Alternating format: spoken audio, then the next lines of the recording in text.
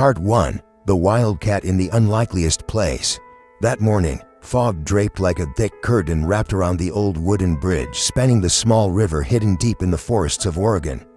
The first light of day felt crushed, as if smothered, unable to pierce the dense clouds hanging low over the water's surface. Dewdrops gathered on hanging vines and rusted railings, dripping onto the decaying planks below with barely a sound. Yet in the stillness, every drop echoed like a whisper from another realm. The river flowed slowly, hesitating between the mist-shrouded banks. Water lapped faintly at the foot of the bridge. Wind seeped through cracks in the railing with soft, whistling sighs, together composing a wild, gentle symphony that sent shivers through the soul.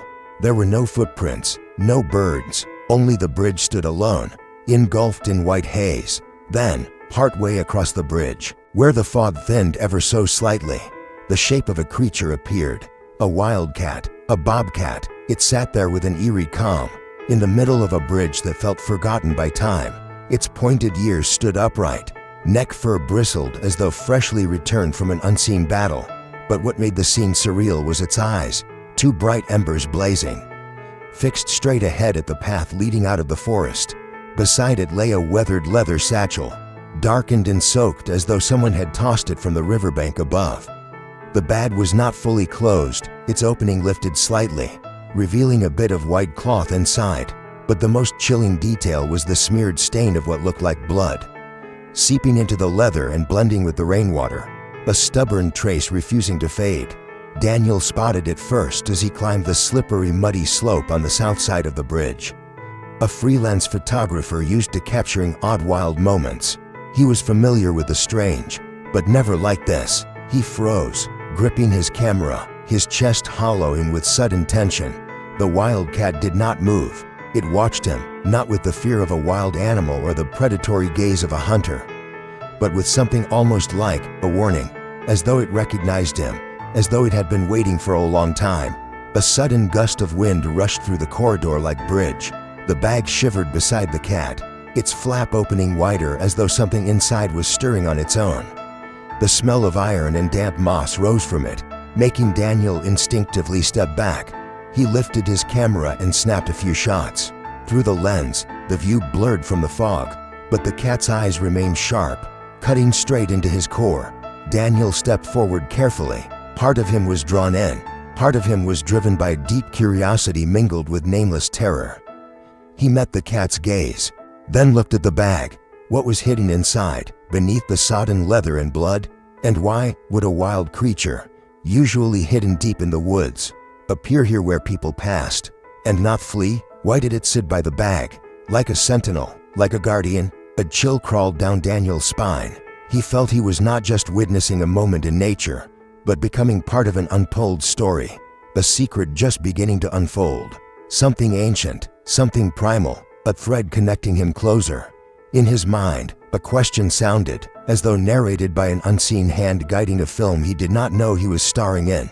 Why is a wildcat here? And what is that bag hiding that it guards so diligently? Daniel did not know that the moment he stepped onto that bridge, his world would shatter like fog dissolving at sunrise. Things thought buried, in memory, in blood, in the cold earth, would surface through the eyes of that wild creature, through the damp bag, and on that misty bridge where time paused to let the past speak one last time. Part 2. Inside the satchel. The first images Daniel captured appeared smeared and hazy on his camera's screen. The fog made everything dreamlike, as though the lens had pierced for sleep itself. In each frame, the wildcat remained, motionless, silent, yet full of power. Not a power of claws or muscles, but something deeper, more primordial, a primal knowing, as though it understood what he sought and had already held the answer. Daniel edged closer. Each step felt like treading on a fragile surface between worlds. On one side the damp, cold reality, on the other, a vague secret stretching from the shadows. The bobcat did not growl, did not retreat. It simply tilted its head ever so slightly, its eyes locking onto him as though tracking the rhythm of his heart. When he was about 10 feet away, Daniel halted. He lowered his camera, resting a hand on his knee to steady himself. His breath billowed into swirling clouds. The wind still howled, like distant wailing from beyond the bridge. The bag was now closer, clearer. The leather had turned limp with water, sagging like the skin of a much-loved beast left behind. The Wildcat suddenly made a low, heavy sound. It was not threatening, nor mournful. It felt more like a warning, a whisper from another realm. Daniel felt a cold wave in his spine, yet he stepped forward again. As he bent to touch the bag, the cat froze, ears folding backward, body taut, but it did not attack. It watched, its gaze no longer burning, but carrying a strange, deep sadness, as though a pain too old for words. The flap of the bag flipped open. Daniel gently lifted the edge of the soaked leather. Time seemed to splinter as he saw what lay inside. A teddy bear, old, its fur tattered and dirty, one ear nearly torn off, but what choked his breath was the dried blood staining its belly. A wound track, as though alive once. The blood was old, darkened with time. Beneath the bear lay a photograph, soaked yet still showing a clear image. A young girl standing beside a woman who was bending down to hug her. They both wore tender, pure smiles. Daniel felt his chest tighten. The woman's face, there was something so familiar. Too close, he could not name it, but the face pounded in his subconscious like a name waking from a forgotten dream. At the bottom of the bag, like a message buried deep, was a small folded piece of paper, damp and crumpled. His hands trembling, he unfolded it. In slanted ink letters, blurred but legible, were words, "Please return it to where it belongs." A short sentence, but it carried the weight of a bell tolling from the abyss. Daniel looked up and met the cat's gaze. It still sat there, but no longer a wild being, no longer a danger, rather, a guardian of memory. He dropped to the bridge planks, clutching the teddy bear. In his mind flickered half-formed images. Childhood laughter, a little wooden house, a mother singing lullabies, and a name, vague, unclear, yet at the edge of memory. It knocked. Daniel did not know why he shed tears. Something all too familiar and deeply attached, yet also remote, lay in the items he held. A toy, a photograph, a note, and the Wildcat, as if a messenger from a world he had long forgotten. The wind continued to rise. The fog began to lift. The Bobcat stood and looked at him one last time before turning and vanishing into the forest like it had never been there. It did not look back. Daniel remained seated, the satchel still in his arms, and a profound disorientation in his chest. He could not make sense of what had just happened, but he knew, from the moment he peeked inside that bag, his world had changed. There were truths he must pursue to the very end, and perhaps that Wildcat was only the beginning of a journey he could no longer avoid. Part 3. Footprints in the Silent Woods. Darkness fell over the forest earlier than usual. After that strange morning on the bridge, Daniel had spent the entire day wandering around the small nearby town, trying to sort through the chaotic storm of emotions screaming inside his head. He could not stop thinking about the Bobcat's eyes, the soaked leather bag with the scent of old blood, or the aching words, "Please return it to where it belongs." That night, he went back to the bridge. Something deep inside him, like a voice calling from within, pulled him back. The forest at night was utterly silent. No owls, no wind, just the sound of his own footsteps crunching dead leaves and the heavy rhythm of his breathing. The moon was hidden behind thick clouds, and the darkness poured over every tree, every rock, every crack in memory like black ink. When he reached the middle of the bridge, he froze. The Bobcat was still there. No bag, no fog, just it, once again, as if it had never left. This time, it stood rather than sat, its body long, fur thick, and eyes glowing faintly from the dim light in the sky. No growl, no hiss, it simply looked at him, then turned slowly toward the forest. One step, a pause, a glance back. Daniel understood. He left the bridge and followed. No flashlight, no map, only the Bobcat's flickering figure ahead, like a ghostly lantern guiding his path. The deeper he went, the more unnaturally quiet the woods became. No breeze, no insects, only the soft sound of twigs snapping underfoot and his heartbeat pounding in his chest. They walked for hours. Any sense of direction had vanished. Daniel no longer knew where he was, only that every step felt like he was moving towards something that had been waiting for him all along. And then, Beneath the faint light filtering through the canopy, he saw them, tiny footprints in the soft earth. Not feline, human, but child's footprints. Small, round, pressed neatly as if someone had just walked by minutes earlier. Daniel knelt down and touched one. The ground was still damp. It felt warm. His heart slammed so hard. His throat went dry. A piece of wool scarf hung from a low branch nearby, faded pink, frayed at the edges, with a little embroidered flower nearly washed away by time. Daniel looked up, and a flash hit him, a little girl with curly brown hair. Wearing the scarf, smiling brightly in a sun-drenched yard, a woman's voice echoed from far away. "Emily, do not run too far. Emily." The name exploded in his head like a memory bomb. Daniel staggered, grabbing a nearby tree for balance. He did not know what exactly he had just remembered, only that this name belonged to him, to a buried piece of his past. "Mom used to say," he whispered. "I had a little sister. Went missing when I was 7.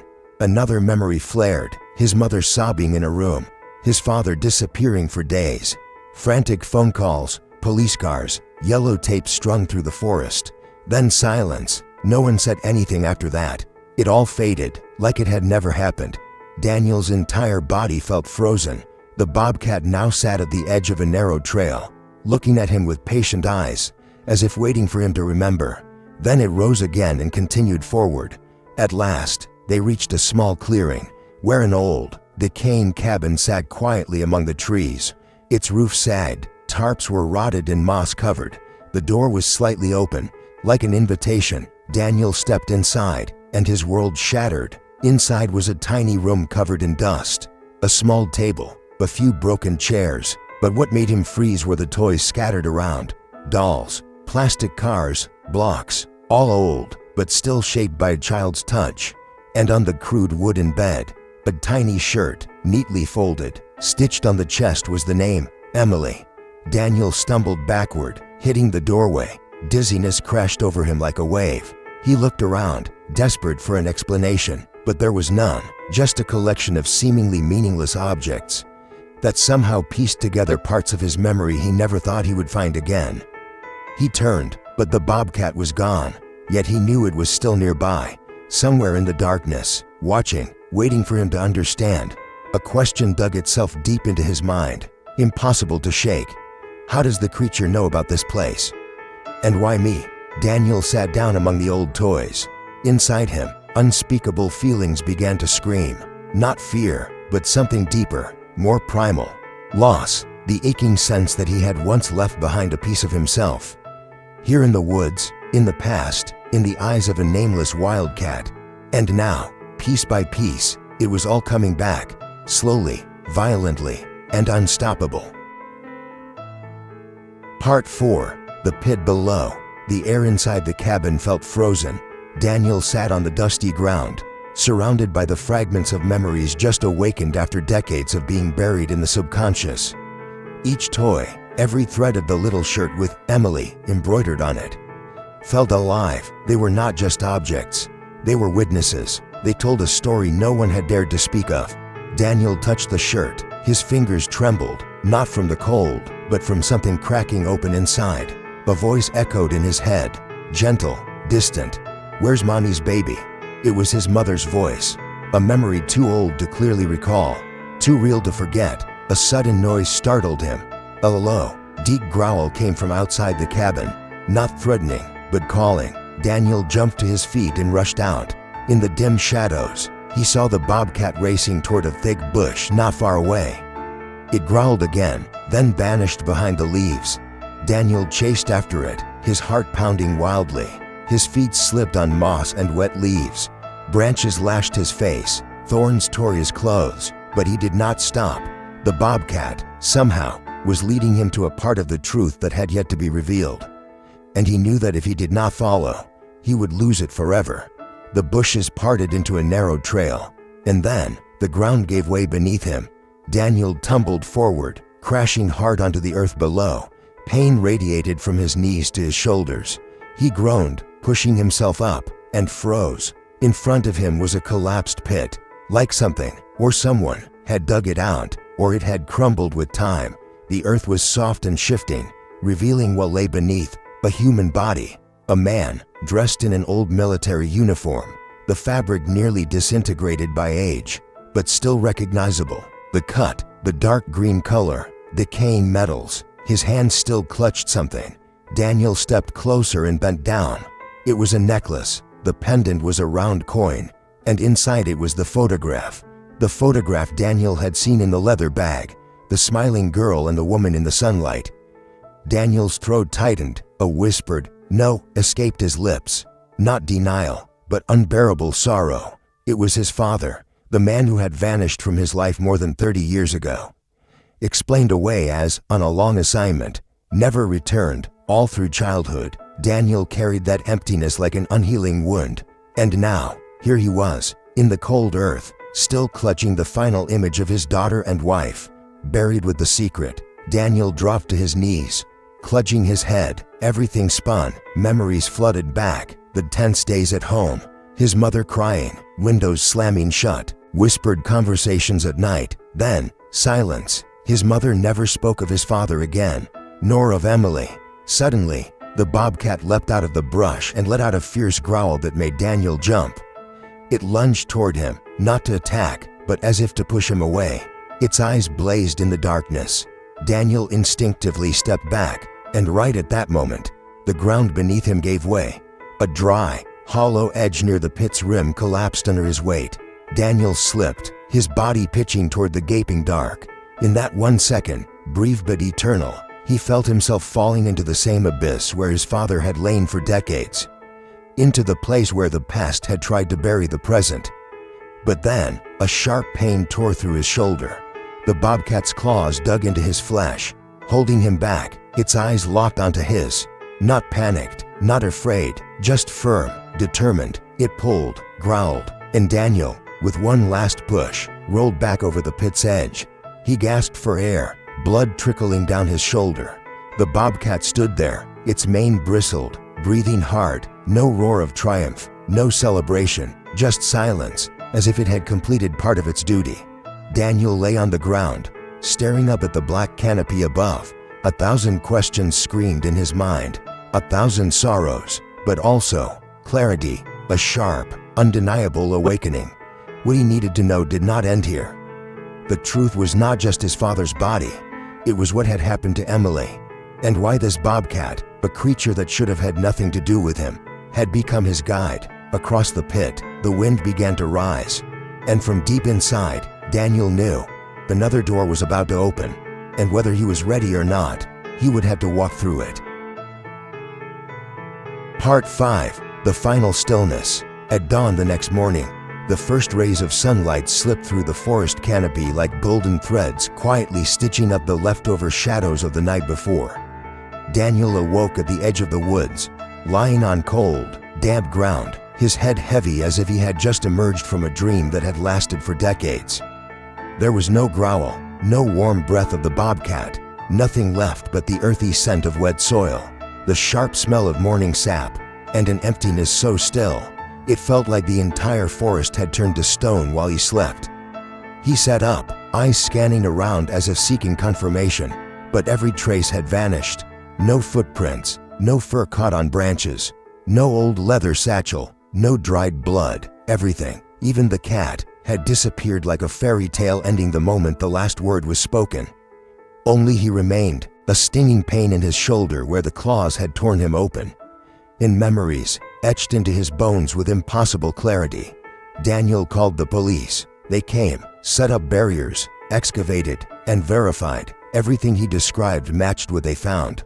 Human remains buried deep in the earth, an old military uniform, the necklace with the photograph sealed inside a worn coin. DNA testing confirmed it. Thomas Becker, Daniel's father, missing for over 30 years during a hunting trip the family had never spoken of again. Local newspapers ran the story as something bizarre. Photographer's son finds father's remains after 3 decades, with help from a bobcat, but when questioned, police shrugged. No one but Daniel had seen the animal. No footage, no fur, no paw prints. One older forensics officer, lighting a cigarette beside Daniel after the dig, said with a half smile, "Part joke, part genuine wonder. If you hadn't been so sure, I'd have thought someone was just retelling a dream." Daniel said nothing, because he, too, could not be sure whether he had actually woken up from that dream. The day they buried his father's remains, a light rain fell. Daniel stood away from the small crowd, his eyes fixed on the forest. He was not searching anymore. He did not expect to see those eyes again, that figure, but inside him, a hollow space remained, one that no truth could completely fill. Emily was still missing. There was no one left in the family to recount the past. His mother had died a few years earlier, carrying secrets she never spoke of. All that remained were scattered fragments: an old teddy bear, a faded scarf, a tiny shirt with "Emily" embroidered across the front, and the gaze of a wild creature that knew more than it ever should have. A few weeks later, Daniel returned to the bridge. The scene was unchanged, weathered, wind whistling through the railings, soft ripples on the river below. But this time, there was nothing strange, no fog, no cat, just a bridge like any other. He sat down where he had first seen the Bobcat, legs dangling off the wooden edge. Camera in hand, the sky was impossibly blue, the light, painterly, but Daniel did not take a photo. He simply looked, and then, on the far side of the bridge, where the forest began to swallow the path, a small figure flickered into view. Not a cat, a little girl, light brown curls, a pink scarf draped over her shoulder. She stood there, unfocused, like a reflection rippling on the river's surface. Daniel stood up quickly, but the moment he blinked, she was gone. He did not run after her, did not call out. He just smiled, because he understood. Some things need no explanation, some meetings need no names, and some presences need nothing more than a glance to be real. He turned and walked slowly toward the fading light of day. Behind him, the bridge stood still, as if it had never been the stage for a crossing between the human world and a wild soul. But within Daniel, one truth had never been clearer. Maybe the Bobcat had not come to lead him home, but to help a young spirit find her way back. Part 6. The Unspoken Bond. There are some things in life we cannot name.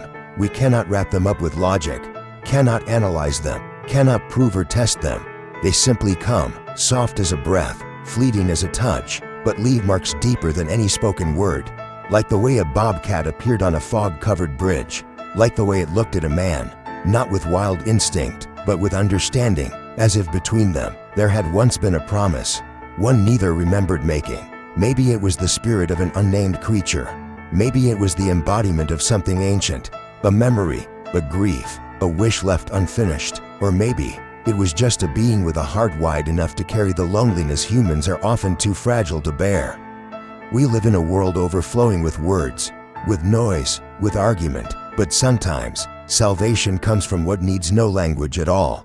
A gaze from wordless eyes, a growl that holds no grammar, or a silent presence beside you in your most broken moment. Daniel no longer searched. He no longer chased photos. He never told anyone the full story, because some things, when spoken, are only met with doubt, but when kept, grow into understanding.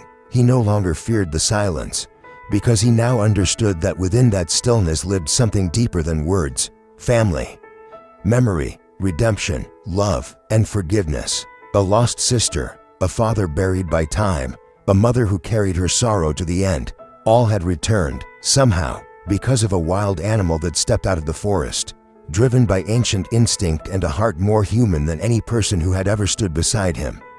No words needed, no gestures, just a look, a presence. Sometimes, salvation comes from where we least expect it, from beings we thought were strangers. Daniel still dreamed, now and then. In his dreams, he stood again on the old bridge. The wind blew, the fog returned, and at the other end, the bobcat appeared again, but this time, not alone. Beside it sat a little girl with a pink scarf, holding an old teddy bear. Neither of them said a word. They just looked at him and smiled, and he knew there are bonds, unspoken, unexplained, without borders, that still exist between people and animals, between memory and the present, between souls who once loved each other and are finding their way back by any path they can.